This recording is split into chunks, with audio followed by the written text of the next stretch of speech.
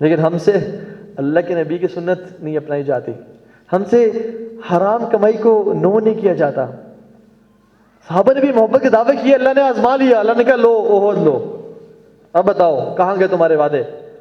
انس بن نضر احد میں شریک ہوئے، سچے لوگ تھے وہ، احد میں شریک ہوئے اور کفار کی گردنیں اتار رہے ہیں، لاشیں گرا رہے ہیں ان کی، اور دیکھا کہ جب پیچھے سے خالد بن ولید نے اٹیک کیا تو مصعب بن عمیر بھی شہید، حمزہ بھی شہید۔ تو جب مصعب بن عمیر گرے تو افواہ اڑ گئی اللہ کے نبی ہیز پاسڈ اوے صلی اللہ علیہ وسلم۔ صحابہ ڈس اپوائنٹ ہو گئے، اتنی ڈس اپوائنٹ کہ عمر بن خطاب جیسا دلیر انسان بھی زمین پہ بیٹھ گیا اور تلوار کو نیام میں ڈال لیا۔ انس بن نضر جنہوں نے اللہ سے وعدے کیے تھے کہ یا اللہ میں اپنی محبت کو پروو کروں گا، وہ جب گزرے عمر بن خطاب کے پاس سے اور کہا عمر بیٹھے کیوں ہو زمین پہ؟ تم سے تو میں ایکسپیکٹ نہیں کرتا تم زمین پہ بیٹھو۔ کہتے تمہیں نہیں پتا اب رسول اللہ has passed away، اللہ کے نبی جا چکے اس دنیا سے۔ کیا کہتے ہیں؟ کہتے ہیں عمر فما تريد بالحیاة بعدہ، اے عمر تجھے اس دنیا سے اور کیا چاہیے؟ چل اٹھ لڑیں اور ہم بھی شہید ہوں اور اپنے حبیب سے جا کے ملیں۔ اور جب یہ کہا اور کہتے ہیں عمر مجھے احد کے پار سے جنت کی خوشبو آ رہی ہے، اٹھو اپنے وعدے کو سچا کریں۔ اور جب شہید ہو گئے تو اللہ نے قرآن میں آیات نازل کر دی، من المؤمنین رجال صدقوا ما عاهدوا الله علیہ فمنهم من قضى نحبه ومنهم من ينتظر وما بدلوا تبدیلا۔ مومنوں میں سے کچھ مرد ایسے ہیں، کچھ رجال ایسے ہیں، اللہ تعالیٰ ان کو رجال کہتا ہے کیونکہ مین میں بڑا فرق ہوتا ہے اور میل میں بڑا فرق ہوتا ہے۔ Every male is a male but every male is not a مین۔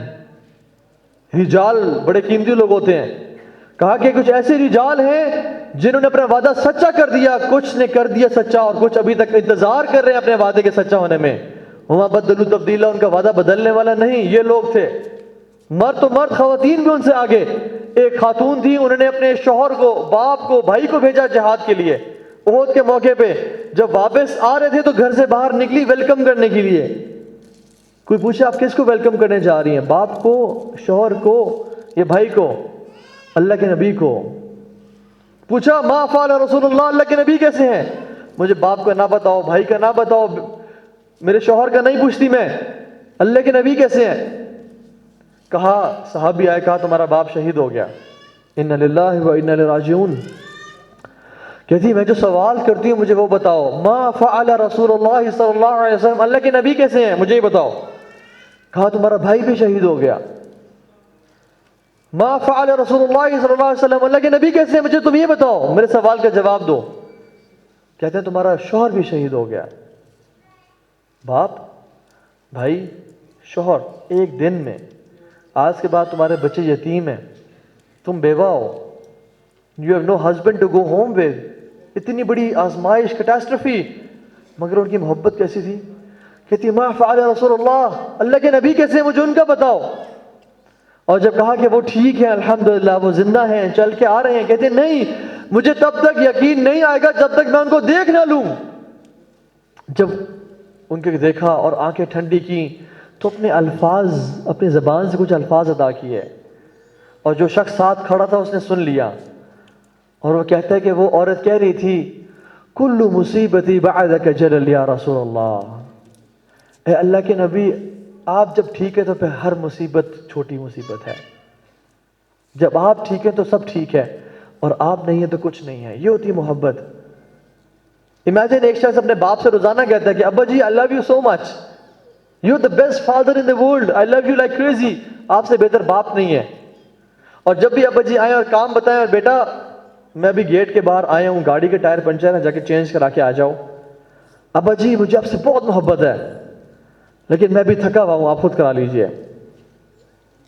ابا جی اگلے دن آئے، کہا بیٹا گھر میں کارن فلیکس اور دہی اور کیلے ختم ہو چکے ہیں، کینڈی بازار سے لے کے آ جاؤ، ابا جی مجھے آپ سے بہت محبت ہے، شدید محبت ہے، آپ سے بہتر باپ کوئی نہیں، لیکن میں ابھی کال پہ بزی ہوں، دوست کے ساتھ آپ خود لے کے آ جائیں۔ کیا یہ محبت سچی محبت ہے؟ گواہی تو دیں، نہیں، جھوٹی محبت ہے۔ ہم بھی کہتے ہیں یا رسول اللہ ہم آپ کے لیے جان قربان کر دیں گے، لیکن ایک حرام کی کمائی ہم نہیں کر سکتے۔ ہم کہتے ہیں نہیں، میرے بچوں کا پیٹ، میرا پیٹ سب سے آگے۔ اللہ کے نبی کہا جس نے ایک حرام کا لقمہ کھایا اس کا وہ جسم کا حصہ جہنم کی آگ میں ہوگا. ہم کہتے ہیں نہیں نہیں نہیں، ہمیں کوئی مسئلہ نہیں ہے، ہم کھائیں گے، دبا کے کھائیں گے. حالانکہ رسول اللہ صلی اللہ علیہ وسلم کو دیکھیں آپ، جن کے ہم عاشق ہیں، جن سے محبت کرتے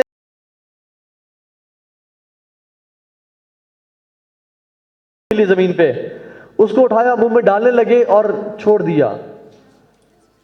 کہتے ہیں کہ اگر مجھے خوف نہ ہوتا کہ یہ صدقے کا مال ہے تو میں اسے کھا لیتا، مجھے صرف شک ہے صدقے کا مال نہ ہو. اس کو انکار کر دیا. ابو بکر صدیق کا ایک غلام ان کو کھانا لا کے دیا کرتا تھا، اور اکثر پوچھتے تھے کہ کہاں سے لے کے آئے ہو. ایک دن بھوک پیاس کا عالم تھا، کھانا لا کے دیا، کھا لیا. تو پوچھا کہ تم کھانا بائی دا وے کہاں سے لائے تھے؟ کہتے ہیں میں نا دور جاہلیت میں، یعنی اسلام سے پہلے کفر میں کہانت کیا کرتا تھا. میں نے ایک شخص کو اس کی فیوچری خبریں بتائیں اور میں بہتر اچھی طریقے سے نہیں کرتا تھا کہ میرا تکا لگ گیا، میں نے اس کو بے وقوف بنا دیا. مجھے آج جو ملا وہ بات سچی ہو گئی اور اس نے مجھے یہ کچھ پیسے دیے، میں نے اس کا کھانا خود بھی لیا، آپ کو بھی دیا.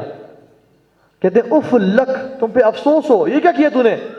انڈیوسڈ وومٹنگ، انگلی ڈالی اندر، الٹی کی اور بار بار کی، حتیٰ کہ بیمار ہو گئے.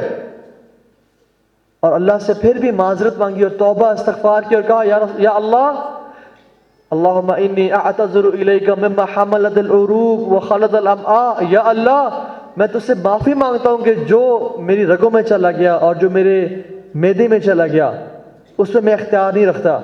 گھر والوں نے پوچھا کہ ابو بکر اتنی تگدو کیوں؟ 2-4 نوالے ہی تو تھے، کھا لیتے، کیا بنتا ہے؟ آپ پہ تو جنت واجب ہیں، آپ کو تو اللہ کے نبی نے بشارت دی ہے جنت کی. کہتے ہیں لوگوں اگر میری روح بھی نکل جاتی نا اس کھانے کو نکالنے کے لیے، میں اس کو بھی نکال دیتا. یہ ہیں ہمارے رول ماڈلز. اور ہم کہاں پہ ہیں؟ عمر بن خطاب کو اسی طرح سے ایک وہ لا کے دیا گیا، دودھ، اونٹ کا دودھ، انہوں نے پی لیا اور بعد بندے نے بتایا کہ تو بیت المال کا تھا، آپ کو تو پتہ نہیں چلا. تو منہ میں انگلی ڈالی اور سارا الٹ دیا اور الٹی کر دی. اور کہتے ہیں کہ لوگوں ہم 10 ٹرانزیکشنز میں سے 9 سے بچا کرتے تھے کہیں اس میں شک نہ ہو کہ حلال کا یا حرام کا ہے، شک کی وجہ سے. اور ہم لوگ آنے دو جی، آنے دو، جو آ رہا ہے آنے دو. اور پھر ہم کہتے ہیں یا اللہ ہماری دعائیں قبول نہیں ہوتی، ہماری باتیں کیوں نہیں مانی جاتی؟ اللہ کے نے فرمایا کہ جو ایک شخص سواری پہ جا رہا تھا، سوار ہے یعنی مسافر ہے، اس کے بال بکھرے ہوئے ہیں، چہرہ گرد آلود ہے، وہ ہاتھ اٹھا کے آسمان کی طرف دعا کرتا یا رب یا رب یا رب. اللہ اس کی دعا قبول نہیں کرتا. کیوں یا رسول اللہ، کیا وجہ؟ مطعمہ حرام ومشربہ حرام وملبسہ حرام وغذی بالحرام فأین یستجاب لذلک. کھانا اس کا حرام کا، پینا اس کا حرام کا، پہننا اس کا حرام کا، تو پھر کیسے اللہ اس کی دعا قبول کریں گے؟ اللہ اکبر. ہم ایز اے امہ ہم جھوٹ بول کے نہیں کماتے حرام کا، ہم رشوت نہیں لیتے، ہم چوری نہیں کرتے، کسی اور کا حق نہیں مارتے، اور ہم کہتے ہیں ہم عاشق رسول ہیں. واللہ یہ جھوٹے دعوے ہیں. ہمارے سلف میں سے وہیب بن الورد کہتے ہیں کہ لو قمت قیاما ھذا صارعا، یا پلر دیکھ رہے ہیں، پلر کتنا سٹل کھڑا ہوا ہے. کہتے ہیں کہ اگر تم اس پلر کی طرح کھڑے ہو جاؤ، لم ينفعک، نماز میں تم اس پلر کی طرح کھڑے ہو، نو موومنٹ، خشوع خضوع اللہ کے سامنے، ساری رات تہجد کی نماز پڑھو، لم ينفعک، تمہیں فائدہ نہیں پہنچائے گا. کیوں؟ حتی تنظر ما فی بطنک ام حرام او حلال، جب تک تم یہ دیکھ نہ لو کہ تم اپنے پیٹ میں کیا ڈال رہے ہو، حلال یا حرام. اللہ اکبر. اور ہم لوگ حرام کا مال بھی کمایا، صدقہ خیرات بھی کیا، زکوٰۃ بھی دی، لوگوں کو حج بھی کرائے، تراویح بھی کی. اسلام یہ نہیں ہے، یہ میرا دین نہیں ہے، یہ کسی اور کا دین ہے شاید. اللہ کے نے کہا کہ جو صدقہ حرام کے مال سے کیا جائے وہ قبول نہیں ہے. کبھی کسی نے یورین سے بھی کپڑے کو دھویا؟ نہیں. اگر پیشاب سے کپڑوں کو دھویا جائے وہ پاک نہیں ہوتے. سمندر پہ گھر نہیں بنتے کبھی. اس طرح سے حرام مال کما کے جنتیں حاصل نہیں کی جاتی. میں اور آپ، یہ بہت بڑا المیہ ہے ہماری امت کا کہ ہم دیکھیں کہ ہم نے کس طرح سے زندگی گزارنی ہے. اور یہ جو مشکل دور ہے نا، اس پہ پریشان نہیں ہونا انشاءاللہ. میں کہتا ہوں کہ یہ جو دور ہے یہ چھکوں کا دور ہے، سکسرز کا دور ہے. جو شخص اس میں نیک اعمال کرنے کی کوشش کرے گا وہ انشاءاللہ صحابہ کے برابر ہوگا.